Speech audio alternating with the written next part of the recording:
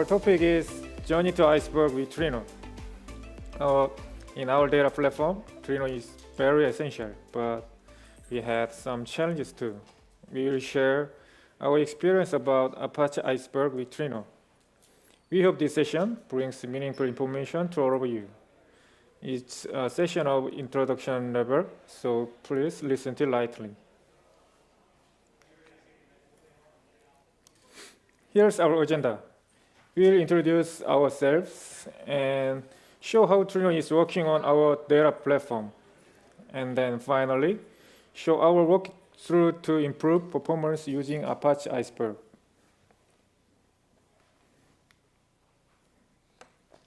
Before we get started, let us introduce ourselves. We are data engineers at a telecom company in South Korea. Using decades of big data experience, our team has been building and operating open source-based on-premise Hadoop data platforms for manufacturing data since 2015. Our focus is on building observable, scalable, federated data platform at scale, and we believe in the power of open source.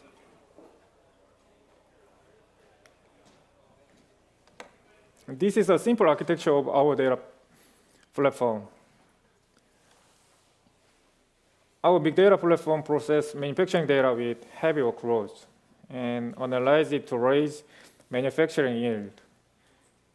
We are managing our on-premise Hadoop clusters to handle petabyte-sized data. Due to heavy workloads, in order to achieve low quality, Node Manager and Trino workers are on HDFS data node. And we have large Trino cluster handling numbers of service and users. In the beginning, small data platforms were built like a silo. But as time goes by and data size grows, our users asked for much bigger and much faster integrated analysis system. Of course, Trino enables us to retrieve and analyze remote data, like ADO cluster on the right side of the image. However, we also used Spark Hive engines too. So we need a cluster level federation. We had our Hadoop version upgraded to 3, which provides router-based federation. So we don't use dist-cp get other cluster data anymore. Using federation, users can quickly access the data in other clusters without complex, slow, and error-prone process for copying the data. As you can see, Trino is one of the key components of our system. So why do you think we chose Trino?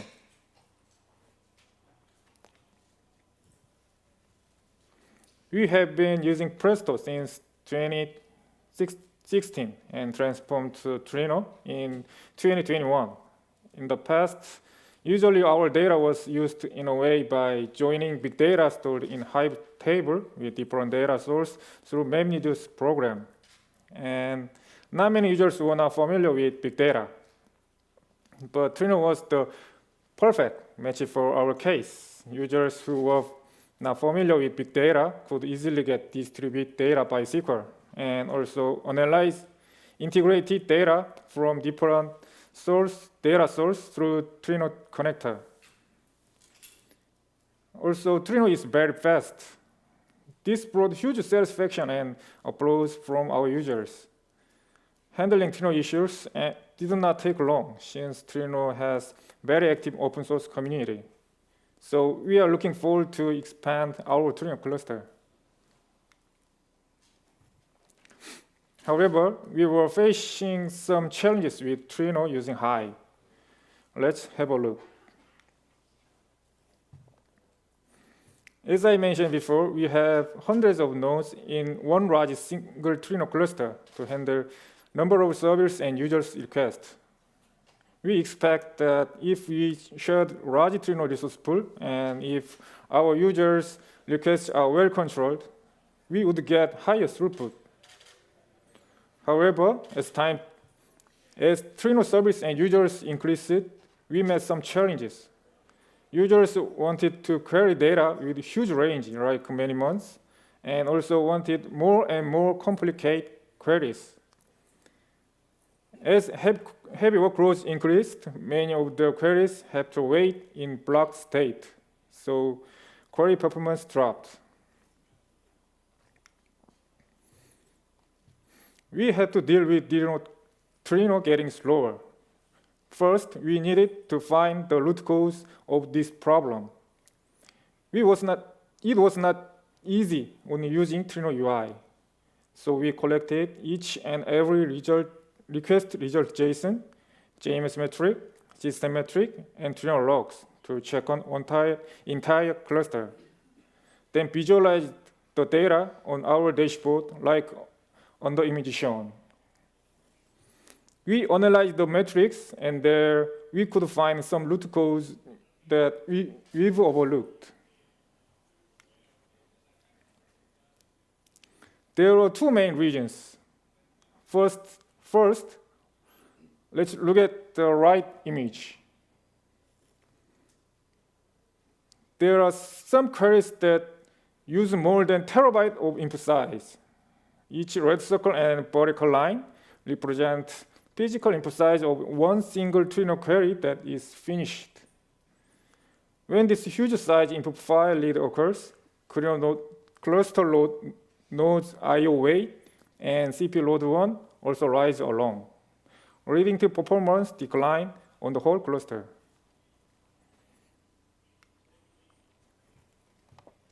Second problem was that almost all cluster threads were being used, so Trino block split count raised sharply.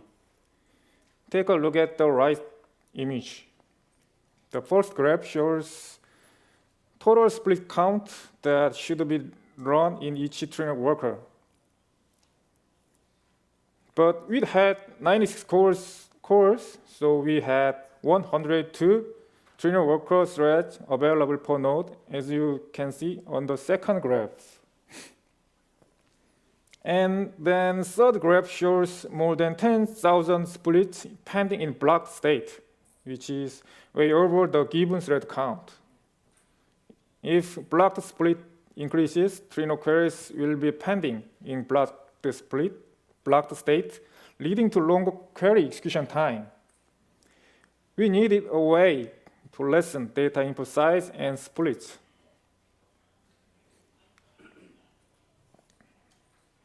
Sure, we could buy more servers and increase worker nodes and thread count, but we tried our best to optimize while managing costs. So we thought if we increased worker thread count, it could be solved. Trino document explains that increasing the number of task maximum worker threads can be improved throughput. And also AWS EMR Iceberg performance guide recommend call time 4. So we tried 3. The graph shows cluster load 1 metric when we raised it to CPU calls time 3. Load 1 shot it up to 800 frequently, so we had to roll back. Since our cluster has YAN node manager and Trino worker together, including Trino worker threads was overwork. So task max worker threads must be set properly for the cluster situation. Next thing we did was to set query limit to resource groups. We knew which users were using heavy queries, so we put limits on max concurrent query using database resource group manager. Although number of heavy queries running concurrently decreased, they still have to be executed one day. So the issue still remained. We also tried these two. We analyzed query patterns, we tuned the queries, and redesigned partitions so that partition pruning was available, and also sorted columns to predicate pushdown. This brought us performance improvement. However, as some of you might already know, Hive table architecture has drawback. Hive has one single shared storage that tracks schemas and partitions. As you may know, Hive metastore. When select query happens, Hive performs a list operation to check which files within the partitions match your query. So this actually has a number of problems with respect to performance. Also, we have to create duplicate tables with different partitions to handle various query patterns.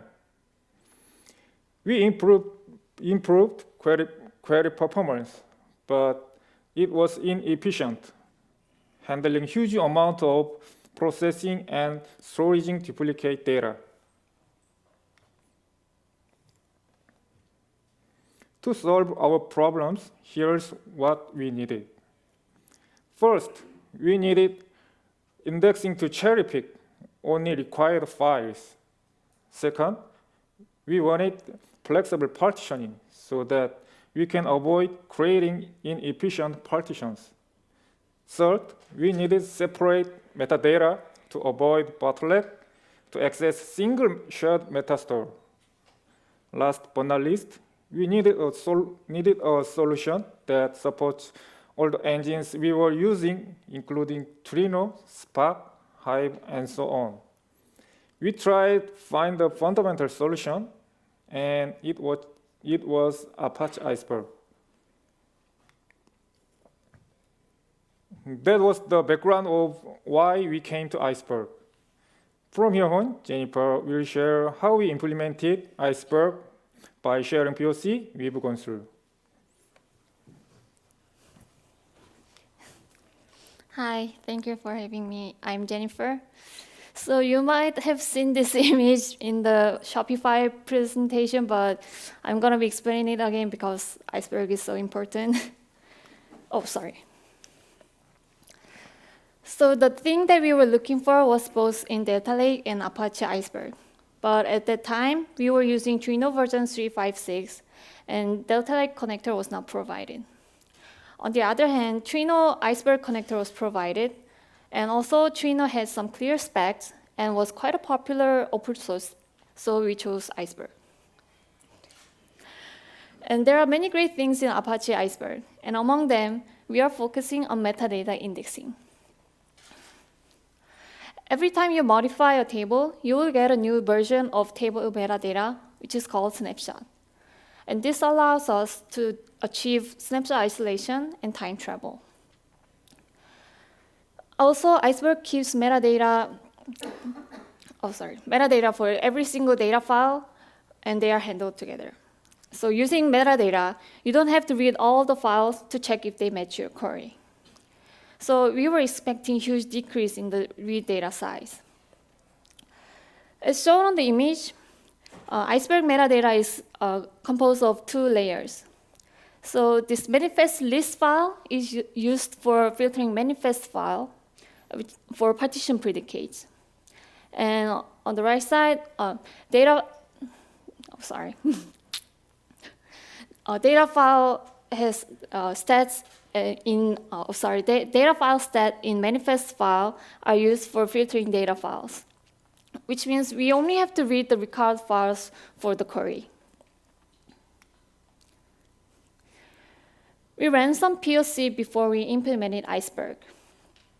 First thing we checked was if Iceberg was actually cherry-picking the only record files for the processing. As shown on the table, we extracted Trino debug log to see details about the query results. Hive table had to read all the files in the directory, and resulting in 15 splits. On the other hand, Iceberg used its metadata to do partition pruning and file pruning, resulting in only 2 splits. So Iceberg table's query result was filter predicated and read only 90 kilobytes of data. Next thing we checked was if Iceberg can handle metadata indexing under heavy workload, since Iceberg uses file-based metadata. We created tables to compare with same data and same query. And by the way, Iceberg table can use same data file and set different metadata. So take a look at the results. So table 1 is original Hive table with 3 depth partition, and table 2 is Iceberg table with 7 depth partition, which perfectly matches our query. And table 3 is Iceberg table with 4 depth partition. So when we tested, we didn't see much difference when we queried for like a month, but when we queried for more than 6 months, we saw some major differences. As you can see, table 1, Hive table read 209 gigabytes of input data. Iceberg table with 7 depth partition did extremely well on picking the only required files, resulting in only 1.24 gigabytes of input data. But as you can see, it took 46 seconds just for planning time. And table 3 had read more than table 2, but in result, it took much less elapsed time. So if the partitions are too subdivided, there will be many data files, meaning more data, metadata, and leading to longer planning time. So therefore, to use metadata indexing efficiently, we can say that good partition design is very important, which is similar to Hive tables. We also wanted to compare parallelism with Hive and Iceberg using the same data inquiry. Comparing to Hive, Iceberg had much fewer total driver count and input size, but in some cases, we thought we should get better query elapsed time. And we were wondering if it was due to parallelism, so we did some tests. In Trino, Hive table uses 32 megabytes for Hive max initial split size and 64 megabytes for Hive max split size in default, which can be changed in Trino session. However, Iceberg uses default 128 megabytes for read split target size, which is fixed. And Trino implements this value when reading Iceberg table property. To increase parallelism, we modified Iceberg table's property. Depending on read split size, parallelism changes, which affects query elapsed time. But parallelism doesn't always mean best performance. Take a look at case 1. So when we changed from split target size from 128 to 64 and 32, we got better, higher parallelism and better query results. But if you look at table case 2, Iceberg with the split target size at 128 megabytes had lower parallelism, but it had better query elapsed time. This is probably due to too much shuffling. So I can say that you might try increasing parallelism, but it's not always the right answer, so you better find the right option for your table and query. Finally, we wanted to know if ETL jobs can be simpler. Before Iceberg, to avoid incomplete read and job failures, we had to save intermediate files in the temporary directory and then so that we don't get original data spoiled. After ETL job to temporary directory finishes, then we move the temporary directory files to the target directory. Let's recall the idea of snapshot in Iceberg. With Iceberg, snapshot isolation enables us to write to target directory directly without needing to save on the temporary directory. If ETL job fails, we can simply get back to the last snapshot using time travel. Also, Iceberg table change history can be easily tracked by metadata. So we used to have this huge complicated data processing airflow log with numerous tasks, but with Iceberg, we were able to find out that ETL jobs can be much simpler. So that was about POC, and let's talk about implementation. So implementing Iceberg, first thing we did was to define how we are going to write data to our Iceberg. We frequently add data to existing table, so we used append. We used merge into for data reprocessing. Before, engineers had to be aware of high table partitions, like event time format is YYYMMDD, and also had to add extra filters to queries in order to use partition for reprocessing. But now, using Iceberg partition transform function called days, engineers can just simply use event time, like the event time merge into, just like this. Usually, we need to consider how we are going to use event time and processing time. But since we use event time frequently for analyzing, we used it as partition level. And for data maintenance, we used processing time for column level. For daily Iceberg table maintenance, using days function was a great choice for us. To optimize data usage, you should define source strategy. Source strategy is very important since it's directly related to filter predicate. So you should consider query patterns and get columns sorted. Obviously, global sorting is the best for performance, but it's too expensive. So we used this DDL to set source strategy. If you set your source strategy by using alter table DDL, you can just use append or merge into without setting sort order. Then Iceberg will read the table source property and automatically implement the source strategy. Also, by the way, you can also use source strategy API too. And since we run Spark batch job frequently, we run Spark rewrite data files to compact separated data files and also sort them. Iceberg uses bin pack strategy for default, but in our case, we used sort.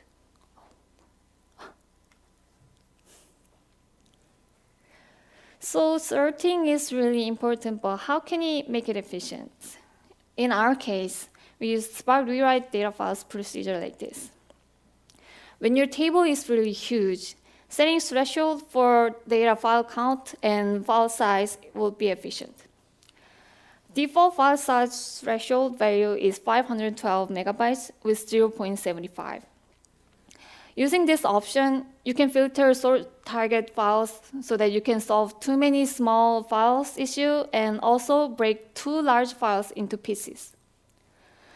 After filtering, you can split the partitions and run process in parallel by using max concurrent file group rewrites, this option.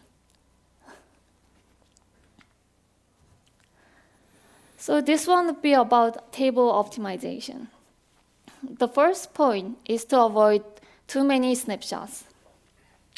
Every data operation produces new snapshots, and we can use this for snapshot isolation and time travel. When snapshots stack and get huge, it can actually impact commit and job planning time. Iceberg table's snapshot expiration property has default value of 5 days, but since we have numbers of data operations per day, and we don't need all snapshots for time travel, we expire snapshots daily. The next point is to avoid too many small manifests and data files. When new data keeps adding up, the data files will be separated across multiple manifests, and data order will be distorted. So this will make job planning longer. Therefore, you need to periodically rewrite to gather these separated data files and manifest files. In our case, we rewrite data files and manifest daily. As you can see on the graph, every time we expire and do rewrite, the data file count drops steeply. Last point is the orphan files. There might be orphan file when driver or executor dies, But it doesn't affect read performance, but it means that files are present in your physical storage. So we remove orphan file monthly, since it's quite a costly process and it shouldn't be running with data write process. So these are the points to keep your metadata slim. So we successfully implemented Iceberg to our production level, so I'll show you the performance improvement. So here's our result. Oh, before talking about the results, I want to make sure that in our case, we used ORC, so our results might differ from the previous Shopify results, so keep that in mind. So as we've expected, we were able to reduce driver count and physical input size. The red vertical line is when we implemented Iceberg. And as you can see, physical input size and driver count dropped down significantly.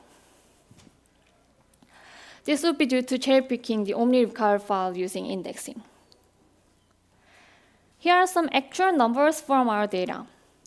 We chose top most frequently used queries. And you may recall that we used to have duplicate Hive tables with different partitions to handle certain queries. In this test, we compared 3 Hive tables with 1 consolidated Iceberg table. We used the same data, same queries to extract same exact results using Trino. Take a look at the results. So each cell represents a Hive result on the left and Iceberg result on the right. For example, on case 1, total driver counts when using Hive, it was like 1,148,000 drivers. And when we changed to Iceberg, we got 124,000 drivers, which is minus 89%. Adding up these results, we have total driver count reduced by 82%, and read data size dropped by 91%, and query elapse time dropped by 76%. So one Iceberg table has better query results than using 3 Hive tables. Since we only need 1 Iceberg table, the data logical size dropped by 75%, with even better query results. And if you consider physical input size, including replicas, the size would get like 3 times larger. We also saved a lot of data processing resources. The blue bar represents Hive, and the orange bar represents Iceberg. We saved about like 70% of our cores and 40% of our memories, and in an average, we saved about 60% of our resources, which is very huge. Keeping only 1 copy of data also helps improve both compute and storage efficiencies, and also ensures data consistency. So that was quite a huge improvement, and what's next for us? To summarize, when using Trino with Hive table, we think that Iceberg is perfect substitute for overcoming Hive table format's drawback. This year, we were able to find the huge benefit that Iceberg brings to our Trino clusters. Our huge assignment was having locality to handle heavy workloads and having 1 large Trino clusters handling number of the services. But with Iceberg, we discovered that we were able to reduce processing resource without locality. So we are planning to separate Trino clusters. And if Trino clusters are separated, workload will be isolated, so we expect that services won't be interrupting each other anymore. So we will continuously expand our Trino with Iceberg tables in the future. Thank you for listening.